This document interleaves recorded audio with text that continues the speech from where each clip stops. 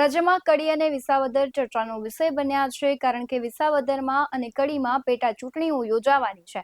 વિસાવદર અને કડીની પેટા ચૂંટણીઓને લઈને છે દિગ્ગજ નેતાઓ છે પાર્ટીઓના તે મેદાને ઉતર્યા છે. ત્યારે આજે કડીની વાત કરવી છે અને આપણી સાથે કડીની જે રાજકીય વાતાવરણ કડીમાં કેવું છે તે વિશે ચર્ચા કરવા માટે અમારા સહયોગી કાર્તિક પૂજારા જોડાઈ ગયા છે. કાર્તિકભાઈ, BS9 TV ન્યૂઝમાં આપનું સ્વાગત કરું છું.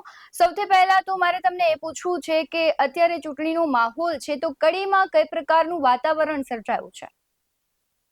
તો અત્યારે જોવા જઈએ તો કડી વિધાનસભાની ભાજપના તથા કોંગ્રેસ તથા આમ આદમીના 3 ઉમેદવાર છે. એમાં ભાજપની અંદર ઉમેદવાર છે રાજેન્દ્ર ચાવડા, આપના ઉમેદવાર છે જગદીશસિંહ ચાવડા અને કડીના કોંગ્રેસના ઉમેદવાર છે રમેશભાઈ ચાવડા. ત્રણેય પક્ષોના ત્રણેય ઉમેદવાર તન મન ધનથી મહેનત કરી રહ્યા છે. ભાજપની અંદર જે રાજેન્દ્રસિંહ ચાવડા છે એમને તમામ ભાજપોની કાર્યકર્તાઓ સાથે તમામ સાંસદો તથા ટીમ ઉતારી છે, જ્યારે કોંગ્રેસે સામે ટીમ ઉતારી છે. અને ભાજપની એ તમામ એવી મહેનત જોરશોરથી દેખાઈ રહી છે કે ભાજપ જીતીને લીડથી બતાવશે એવું દેખાઈ રહ્યું છે, જ્યારે કોંગ્રેસ પણ સામે એવા પ્રહાર કરી રહ્યા છે કે અમે તમને વાતો નહીં કરીએ, કામ કરીશું અને કામ કરીને બતાવીશું, જીતીને બતાવીશું અને લીડ વધારે તો નહીં તો પણ 10,000 થી વધારે લીડ જીતીશું કોંગ્રેસની. અને આમ આદમીના ઉમેદવાર જે છે જગદીશભાઈ ચાવડા, અમે કામ કરીને બતાવીશું એવા વિશ્વાસ સાથે એ ઉમેદવાર આપી રહ્યા છે. વિશ્વાસ આજે તમામ પણ ભાજપની જ્યારે જોવા જઈએ ત્યારે ભાજપની અંદર ખૂબ ટીમ ઉતારી છે. એમનું કામ અહીં મહેસાણાના હરીફી સાંસદ મુકેશભાઈ ધારાસભ્ય, પછી મયંકભાઈ નાયક, તમામ ટીમો કાર્યકર્તાઓ તમામ રોજે રોજ જઈને ત્યાંનો પ્રચાર ચાલુ છે ભાજપનો દેખાઈ રહ્યો છે, જ્યારે કોંગ્રેસનો પણ સામે પ્રચાર દેખાઈ રહ્યો છે. આમ આદમીનો પ્રચાર એટલો બધો પ્રભુત્વ નથી પણ થોડો પણ દેખાઈ રહ્યો છે. ખાસ કરીને આપણે ભાજપની વાત કરીએ તો મયંકભાઈ છે અવારનવાર ચર્ચામાં આવે છે. શું લાગી રહ્યું છે કે તે લોકોને આકર્ષી શકે છે? હા, મયંકભાઈનો પ્રચાર ભાજપની અંદર એમનું કામ પહેલેથી નાના માણસથી પણ મોટા માણસનો તમામ લોકોનો સહયોગ જોડે રાખીને ભાજપની ટીમ સાથે એ ચાલતા હોય છે. જ્યારે એકલા નથી ચાલતા, જ્યારે ભાજપને ઉત્સાહ આપવો, પ્રેરણા આપવી તથા જોડે ચાલવું એ એમનું કામ છે. અને નાના કાર્યકરને માન આપવું એ મયંકભાઈનું કામ છે અને મયંકભાઈ સાથે ચાલી રહ્યા છે. ખાસ તો મારે એ જાણવું છે કે કડીમાં જે પ્રાથમિક સુવિધાઓ છે, પ્રાથમિક મુદ્દાઓ કયા છે કે જેને લઈને પાર્ટી લોક સમક્ષ જઈ રહી છે? કડીની અંદર અંડરબ્રિજમાં પાણી ભરાવું, ગંદકી થાય છે, પછી સમસ્યા ટ્રાફિક, ગટર ઉભરાય છે, સ્થાનિકોનો રોજ ઘણી વાર જોવા મળે છે. પછી ત્યાં રાજકીય વધારે વાતાવરણ દેખાઈ રહ્યું છે. ત્યાં નીતિનભાઈનો ગઢ દેખાઈ રહ્યો છે. સ્થાનિક લોકોને રોજગારી મળે એવી પણ અમને વાતો મળતી હોય છે.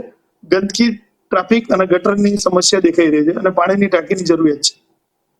ખાસ કરીને આપણે જોઈએ છે કે આમ આદમી પાર્ટી અને કોંગ્રેસ તેનું વર્ચસ્વ ત્યાં કેવું લાગે છે? હા, આમ આદમી પાર્ટી મહેનત કરી રહી છે પણ એમના પ્રચારમાં ટીમનો ઓછો અભાવ દેખાઈ રહ્યો છે, જ્યારે કોંગ્રેસની ટીમમાં પાછળ થોડું પ્રભુત્વ દેખાઈ રહ્યું છે. એમને મદદમાં આવી રહ્યા છે, એમના પ્રચારકો અને ચૂંટણીના સભ્યો, તમામ કાર્યકર્તાઓ ત્યાં મદદમાં આવી રહ્યા છે. જગદીશભાઈ ચાવડા પણ આપમાં મહેનત કરી રહ્યા છે પણ એમના પ્રચારમાં થોડી કસ દેખાઈ રહ્યો છે, જ્યારે કોંગ્રેસના રમેશભાઈ ચાવડા છે એમની મહેનત દેખાઈ રહી છે. આમ આદમી પાર્ટીએ પત્રકાર પરિષદ કરી હતી અને ભાજપ અને કોંગ્રેસ પર આક્ષેપો કર્યા હતા. શું લાગી રહ્યું છે તે આક્ષેપો કેટલા સાચા છે? જ્યારે ચૂંટણી આવે ત્યારે આક્ષેપ કરવાની જ વાત હોય છે. જો ચૂંટણીના આક્ષેપ ના કરે તો એકબીજાની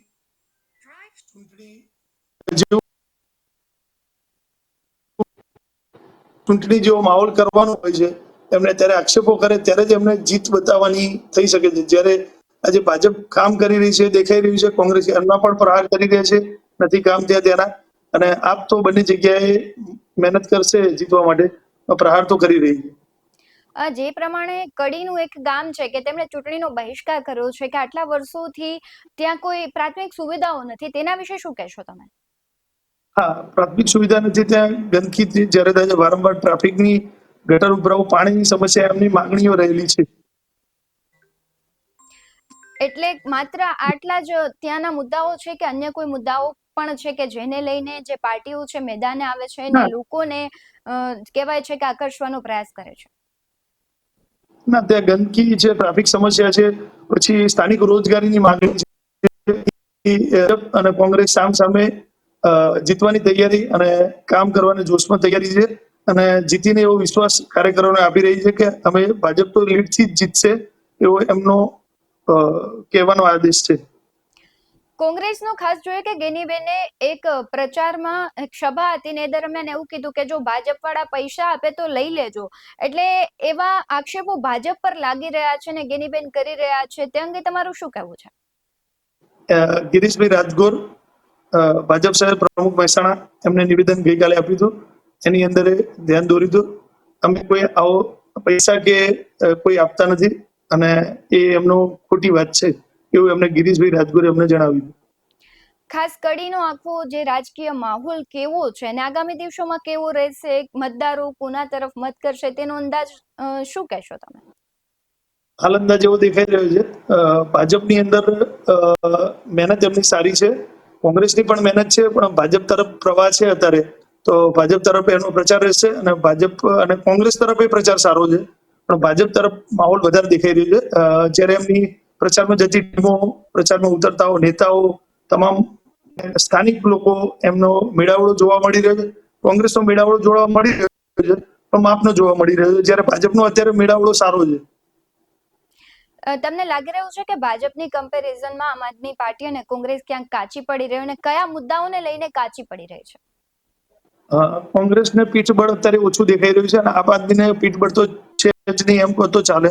પ્રચારની અંદર જવું હોય ત્યારે પીઠબળ જોઈએ, જ્યારે સારા સારા નેતાઓની જરૂર પડતી હોય છે, જ્યારે ભાજપની પાછળના બેકગ્રાઉન્ડમાં મહેનભાઈ સાહેબ છે, પછી મુકેશભાઈ ધારાસભ્ય છે, ગિરીશભાઈ રાજગોર છે, મુકેશભાઈ છે, તમામ ટીમો લઈને ત્યાં કડીના પ્રચારમાં દરરોજ ત્યાં નીકળતા હોય છે. એના ઉપરથી એવું દેખાઈ રહ્યું છે ભાજપનો પ્રચાર અને નાનો માઇક્રો પ્લાનિંગ સારું છે.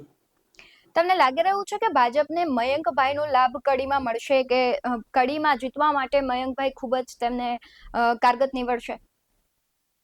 અગાઉ જાણું તો રેલવે અંડરબ્રિજ માટે તકલીફ પડી હતી, જ્યારે આપણે BS9 ના માધ્યમથી ત્યાં એમને આપણે ત્યાં ગયા હતા ત્યારે BS9 ચેનલે આપણે ત્યાંનું વિડીયો શૂટિંગ મયંકભાઈનું લીધું. કોઈ પણ તકલીફ હોય ત્યારે મયંકભાઈ હાજર ઉભા હોય છે, કોઈ પણ વાત હોય તો આગળ ઉપર અધિકારીને જાણ કરતા હોય. જ્યારે કોંગ્રેસ આવા મુદ્દા ઉપર કોઈ ટાઈમે હાજર હોતું નથી, ત્યારે લોકો, પબ્લિક, સ્થાનિક લોકો જે હોય છે એ કામ દેખાય છે, જ્યારે કામ નથી કરતા એ નથી દેખાતા. ચૂંટણી આવે ત્યારે જે ઉભા રહે છે એ લોકો નથી જોતા, કામને જોવે છે. ત્યારે મયંકભાઈએ નાની નાની વાત ઉપર જ્યારે રજૂઆત કરવામાં આવે સ્થાનિક લોકો, તો મયંકભાઈ એમની વાત સાંભળતા હોય છે. ભાજપના કોઈ પણ કાર્યકર હોય છે, કામની વાત આવે ત્યારે વાત સાંભળતા હોય છે, એમને વિકાસની જ વાતો હોય છે. જી કાર્તિકભાઈ, આપ જોડાયા તે બદલ ખૂબ ખૂબ આભાર. જે પ્રમાણે અત્યારે કડીનું વાતાવરણ છે, ક્યાંક ને ક્યાંક કડીમાં છે ભાજપને મયંકભાઈ નાયક છે, તેમની કામગીરી છે તે ક્યાંક ને ક્યાંક તેમને કહેવાય છે સફળ જો રહેશે અને તેમનો સપોર્ટ રહેશે તો તે કડીમાં ભાજપ છે તેનો પાવ નખાય તેવું લાગી રહ્યું છે. બીજી જ તરફ તમે જુઓ તો કોંગ્રેસ છે તે વિસાવદરમાં અને કડીમાં બંનેમાં ક્યાંક ને ક્યાંક પ્રચાર પ્રસારમાં નબળી પડી રહ્યું તેવું લાગી રહ્યું છે. વિસાવદરની વાત કરીએ તો આમ આદમી પાર્ટી તો ત્યાં અત્યારે જોરશોરથી પ્રચાર કરી જ રહી છે, પરંતુ કડીમાં આમ આદમી પાર્ટી અને કોંગ્રેસ બંને છે ભાજપની કમ્પેરિઝનમાં ઝાંખા પડી રહ્યા હોય તેવું લાગી રહ્યું છે. હવે આગામી દિવસોમાં જ્યારે ચૂંટણી યોજાશે ત્યારે જ ખબર પડશે કે કયા જે ઉમેદવારો છે અને લોકો કોને પસંદ કરે છે. આ મુદ્દે તમારું શું કહેવું છે કમેન્ટ કરી જરૂરથી જણાવજો. આવા જ વધુ અહેવાલો સાથે ફરી મળતા રહીશું. તમે અમારી YouTube ચેનલને સબસ્ક્રાઇબ કરવાનું, અમને Facebook અને Instagram પર ફોલો કરવાનું ભૂલશો નહીં. બાકી અવનવી અપડેટ્સ મેળવવા માટે આપ જોતા રહો BS9 TV ન્યૂઝ. નમસ્કાર.